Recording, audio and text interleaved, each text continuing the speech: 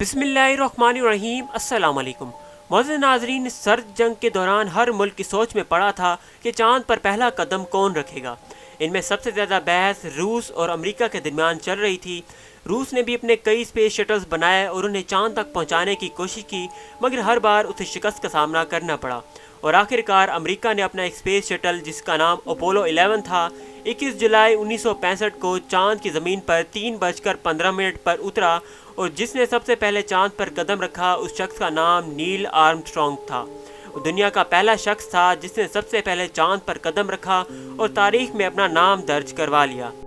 तो दोस्तों, आज हम आपको कुरान पाक की रोशनी में ये बताएंगे कि क्या वाकई में नासा ने चांद पर कदम रखा था या फिर ये कोई एक अफवाह थी। तो ज़्यादा एक्सप्लेनेशन पर जाने से पहले मेरे इस चैनल को सब्सक्राइब कर दें और साथ ही मौजूद बेल आइकन पर क्लिक करें ताकि लेटेस्ट वीडियो आप तक सबसे पहले पहुंचे। नाज़रीन गिरामी, जब से नासा ने चांद पर कदम रखा है तब से लेकर आज तक कई कंस्पिरेसी थ्योरीज निकल कर सामने आई हैं। कुछ लोगों का कहना है कि ये सिर्फ एक नकली वीडियो थी जिसे एरिया 51 के सहरा में बनाया गया था। इसी तरह कुछ इल्म कराम और इस्लामी स्कॉलर्स ने इस टॉपिक को 3 हिस्सों में बांटा है जो कि हम आपको बताने जा रहे हैं। पहले हिस्से में ये है कि कुछ लोग इस थियोरी को रिजेक्ट करते हैं, यानी कि वो लोग मानने के लिए तैयार ही नहीं कि इंसान ने कभी चांद पर कदम रखा था। दूसरे लोग वो हैं जो कि एक्सेप्ट करते हैं और वो मानते हैं कि इंसान ने चांद पर कदम रखा था। और तीसरी कैटेगरी के वो लोग जो कि ना मानते हैं और ना ही इस थ्योरी को रिजेक्ट करते हैं। वो लोग जो इस थ्योरी को रिजेक्ट करते हैं, कुरान उनके बारे में कहता है अल फुरकान आयत नंबर 61, पाक वो है जिसने आसमान में बड़े बड़े तारे रखे और इसमें एक बड़ा सूरज रखा और एक चांद रोशन किया। नाज़रीन गिरामी, इस आयत के मुताबिक चांद हमारी सोच से बहुत दूर है और वहाँ तक जाने के लिए हमें परमिशन लेनी पड़ेगी।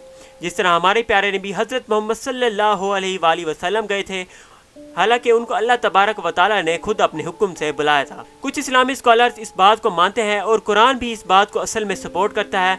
कुरान की सूरह रहमान आयत नंबर 33 में कुछ यूँ फरमाया है, ऐ जिन्नात और आदमियों की जमात, अगर तुम्हारे पास आसमानों और ज़मीन के इलाकों से आगे निकलने की ताकत है तो गुजर जाओ। इसी तरह अमेरिका के अपोलो 11 स्पेस शटल में ये खूबी थी कि वो हमारी ज़मीन की ग्रेविटी को फाड़ कर चांद तक पहुंच गया। तो हम इस बात से अंदाज़ा लगा सकते हैं कि चांद पर कदम रखना झूठ नहीं था। कुरान पाक अल्लाह तबारक व तआला की तहरीर है और अल्लाह का कलाम हर चीज़ पर मुहित है। वो जानते हैं कि पहले क्या होने वाला है और उसके बाद और माजी और मुस्तकबिल के बारे में अल्लाह तबारक व तआला ही जानते हैं। ख्वाह वो बड़ा हो या छोटा, अल्लाह तबारक व तआला इसके बारे में जानते हैं, यानी कि कोई भी चीज़ उनकी इजाज़त के बगैर नहीं हो सकती। इन अहादीस और आयतों से ये वाज़ेह हो जाता है कि इंसान का चांद पर कदम रखना नामुमकिन है। एक हदीस जो कि ये बताती है कि चांद से ज़मीन तक या फिर ज़मीन से चांद तक जाने का सफ़र 73 ईयर्स यानी कि 73 साल का है, यानी कि चांद से ज़मीन तक जाने के लिए हमें 73 साल लग सकते हैं। दोस्तों, चले मान लेते हैं कि किसी तरह नासा ने चांद पर कदम रख लिया, लेकिन वो लोग वहाँ से वापस कैसे आए? अब उन लोगों की बारी है जो कि इस थियोरी को नहीं मानते और ना ही रिजेक्ट करते हैं। अल्लाह तबारक व तआला फरमाते हैं कि अल-राफ आयत नंबर 25, इसी ज़मीन पर तुमने ज़िंदा रहना है और यहीं पर तुमने मर जाना है और यहीं से हम तुम्हें दोबारा ज़िंदा करेंगे। तुम्हें इसी ज़मीन पर बनाया है और तुम वापस अपने रब की तरफ लौटा दिए जाओगे। तो इन आयतों से ये वाज़ेह हो गया कि इंसान का ज़मीन से चांद तक का सफ़र सिर्फ़ और सिर्फ एक छलावा और एक झूठ था जिसने पूरी दुनिया को पागल बना कर रख दिया था। तो इन हदीस से ये वाज़ेह होता है कि हमें ज़मीन पर ज़िंदा रहना है और इसी ज़मीन पर फोत हो जाना है। तो व्यूअर्स, मून लैंडिंग की थ्योरी यानी कि चांद पर कदम रखना सिर्फ़ और सिर्फ एक चकमा था और अल्लाह तबारक व तआला ही बेहतर जानते हैं।